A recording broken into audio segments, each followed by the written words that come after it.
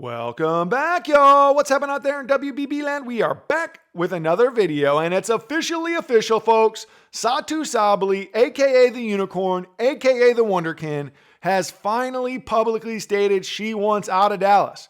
We've long since speculated that this was indeed the case for the two-time All-Star and former 2023 first-team All-WNBA performer. With free agency right around the corner, there's going to be a lot of teams jockeying for position for the services of the Unicorn. In this video, I want to break down what I believe to be the top 3 destinations, both from teams that have realistic expectations to land the superstar, as well as what those deals might in fact look like. Just as we did in the Jewel Lloyd trade video, we will be using 3 criteria to inform us of potential trade destinations. The first is universal and obvious that each team trading for must have the requisite cap space or the ability to create it. As you'll see in our number 3 selection, this can become an issue and potentially a deal killer.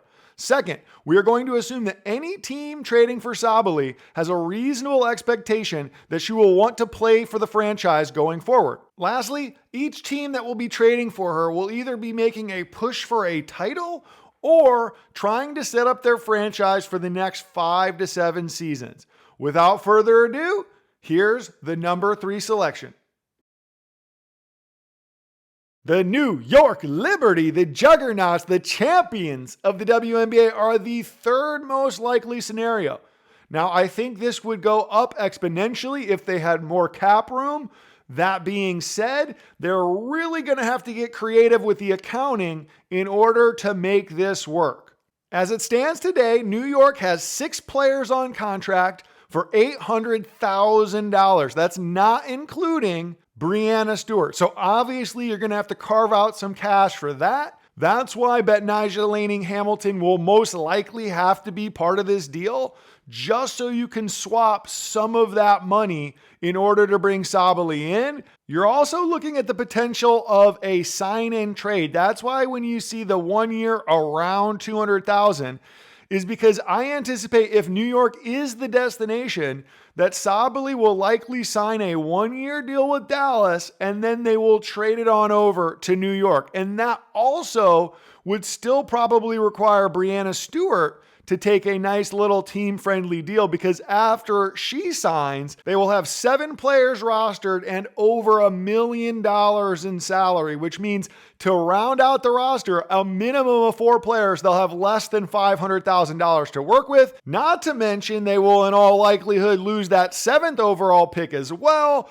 So this is why New York comes in at number 3 for me. I'm not saying it's out of the realm of possibility. That's why it's on the list.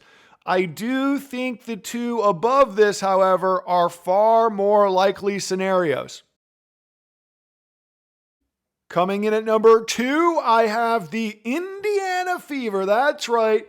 SATOU Sabally joining forces with Caitlin Clark, Aaliyah Boston, Kelsey Mitchell, and co. I think this deal makes a ton of sense, and it checks all the boxes from our criteria. Indy has a boatload of cap space to play with. This move instantly makes them a threat in 2025, and it sets up a nucleus of Clark, Boston, and Sabally for many years to come. Within this deal, I see them unloading the Nalissa Smith contract, which should come as no surprise to anyone.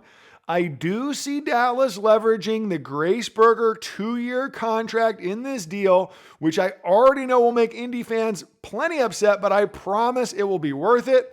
Finally, I see Indy sending over that 8th overall pick as well. In previous mock trade proposals, I initially thought it may take 2 first-round picks, but by gauging the rest of the league and what potentially could be on the table for Sabally, I think this deal gets it done. If SATOU really wants to join forces with Caitlin, I think this deal happens pretty fast, if I'm being honest. The reason it doesn't come in at number 1 is because of who the new general manager of Dallas is.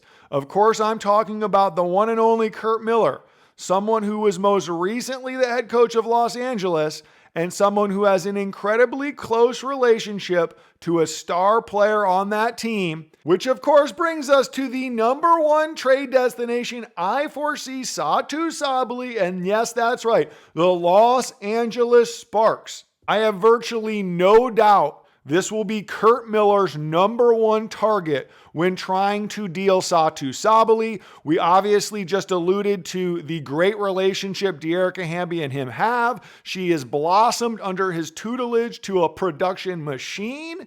She only has 1 year remaining on her contract, and I can absolutely see Curt Miller wanting her to be a wing for the next 4 to 5 seasons. From LA's perspective, I think this could potentially be a future championship building move. I know this isn't going to happen overnight. It's still a couple years away.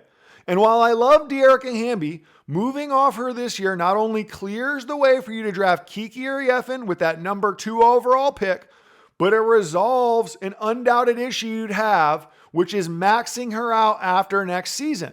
Referring back to our trade criteria, assuming Sabally greenlights the move to LA and wants to play in the purple and gold long term, you'd have a front court plus of Cameron Brink, Kiki Arieffin, Rickea Jackson, and SATOU Sabally. All 26 years and younger, all with unlimited potential. With a core 4 with the size, speed, athleticism, and skill, there will be plenty of big-name free agent point guards that would love to come to run the show in La La Land. Taking a look at all 3 trade proposals one more time, at number 3, we got the New York Liberty sending over Betnijah Laney Hamilton in the 7th overall pick to Dallas in order to grab their second Sabally sister in the Big Apple. At number 2, we got the Indiana Fever sending over Nalissa Smith, Grace Berger, the 8th overall selection, to team up SATOU Sabally and Caitlin Clark.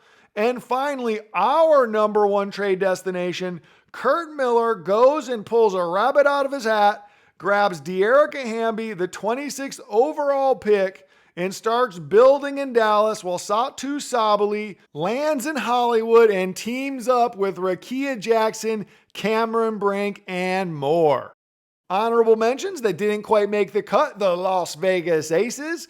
Obviously, a deal with the Aces would have to involve sending Kelsey Plum back to Texas. I don't think she'd ever want to do that. But if she did, that would certainly make Las Vegas once again the favorites in my estimation headed into the 2025 season. The other team I thought about was Golden State. I think they're just too darn new for Sabally to want to go and build in that direction, but she would certainly be the face of the franchise, and there will be a lot of buzz. But as always, I pass the question to you. Who do you think SATOU Sabally will ultimately sign with?